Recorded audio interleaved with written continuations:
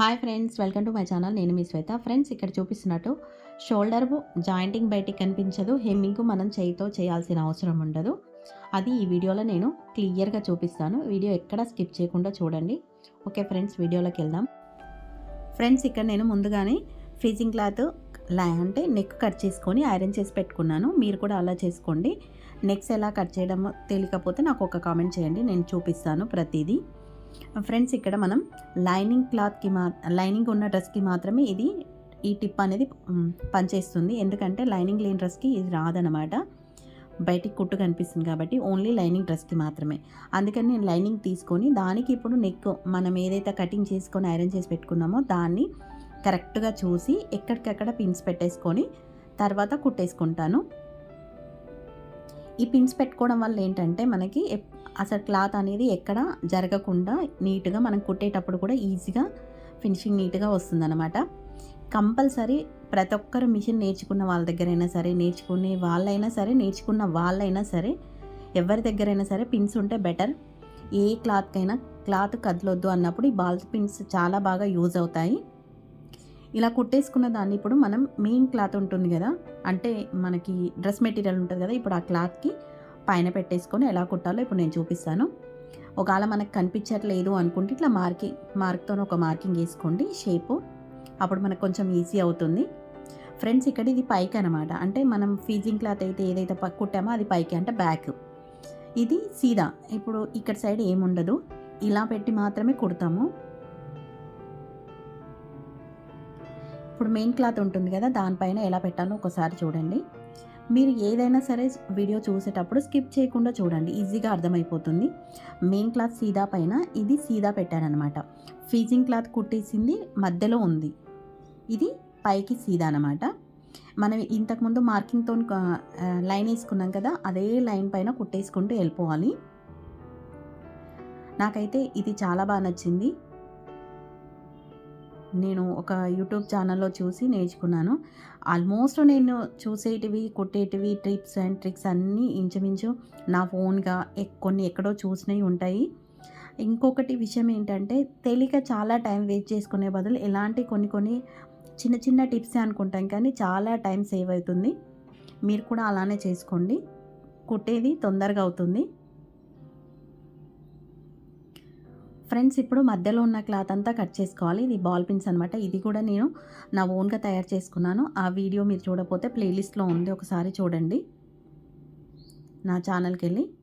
ఇప్పుడు ఇలా ఉంది కదా, ఇప్పుడు నేను మధ్యలో క్లాత్ అంతా జస్ట్ ఒక 1/2 ఇంచ్ అంత గ్యాప్తోని వదిలేసి కట్ చేసుకుంటున్నాను. ఎప్పుడైనా సరే రౌండ్ షేప్ అయినా ఏ షేప్ అయినా తిరగాలంటే మనం చిన్న చిన్న ఘాట్లు ఇచ్చుకోవాలి. నెక్ మనం ఎంత ఇట్లా చిన్న చిన్న ఘాట్లు పెట్టుకుంటామో దానివల్ల ఎంత రౌండ్ అంటే అంత రౌండ్ నీట్గా తిరుగుతుంది. ఇది మాత్రం కంపల్సరీ గుర్తుంచుకునే ఇంపార్టెంట్ పాయింట్. నెక్ తిరగట్లేదు, రావట్లేదు అని అంటే మీరు ఎక్కడో అంటే కట్ చేయడం మిస్టేక్ అనమాట. ఎక్కడైతే తిరగదో అప్పుడు అక్కడ చిన్న ఘాట్ పెట్టుకోండి, ప్రాబ్లం లేదు. చిన్నగా కట్ చేస్తే షేప్ ఈజీగా తిరుగుతుంది. ఇంకొక విషయం, చాలా బాగా ఫినిషింగ్ రావాలి అని అంటే ఇప్పుడు మెయిన్ లైనింగ్ క్లాత్ ఉంది కదా, ఇట్ సైడ్ అనమాట. ఆ లోపల క్లాత్ ఉంది కదా, ఆ లోపల క్లాత్ కూడా ఇటు సైడ్ లైనింగ్ సైడే ఉండాలన్నమాట. దానిపై నుంచి చాలా ఎడ్జ్కి నేను కుట్టేస్తున్నాను.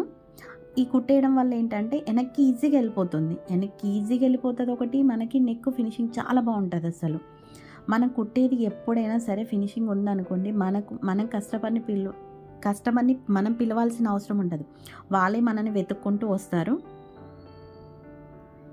ఫ్రెండ్స్, మీకు ఎలాంటి డౌట్స్ ఉన్నా సరే కమెంట్ చేయండి.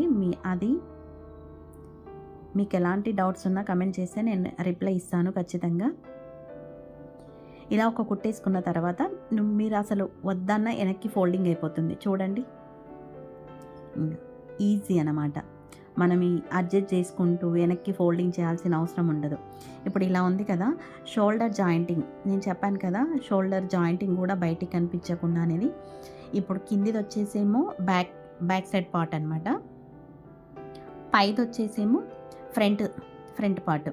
నేను ఫస్ట్ లైనింగ్ ఎక్కడైతే ఉంటుందో అక్కడ కుట్టు పెట్టేసి ఒక చిన్న గ్యాప్తోని మెయిన్ అంటే పైన క్లాత్ అంటే ఫ్రంట్ పార్ట్ పెట్టాను.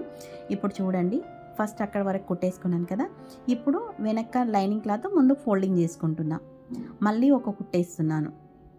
అంతే అండి, జస్ట్ సింపుల్. ఈ కుట్టేసిన మొత్తం ఇప్పుడు జాయింట్ మొత్తం లోపలికి వెళ్ళిపోతుంది. ఇక్కడ నీట్‌గా ఫినిషింగ్ వస్తుంది. ఇది ఎక్కువ దేనికి యూజ్ అవుతది అంటే కొన్ని డ్రెసెస్ కానీ, బ్లౌజెస్ కానీ పోగులు పోతా ఉంటాయి కదా! దానికి మనకి చాలా బాగా యూజ్ అవుతుంది. ఇప్పుడు ఇక్కడి సైడ్ అనమాట సెకండ్ షోల్డర్ జాయింటింగ్. చిన్న గ్యాప్ ఉంచాలి. లైనింగ్ క్లాత్ పైకి మాత్రం రావద్దు.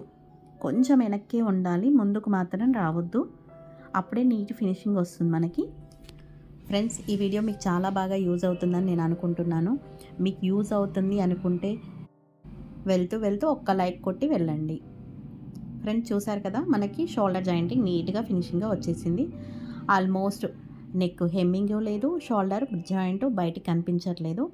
ఇంతే అండి, సింపుల్. చూసారు కదండి, ఫినిషింగ్ చాలా బాగా వచ్చింది. మీరు కూడా ట్రై చేయండి. నచ్చితే లైక్ చేయండి. ఇంకా నా ఛానల్ సబ్స్క్రైబ్ చేసుకోకుంటే సబ్స్క్రైబ్ చేసుకోండి.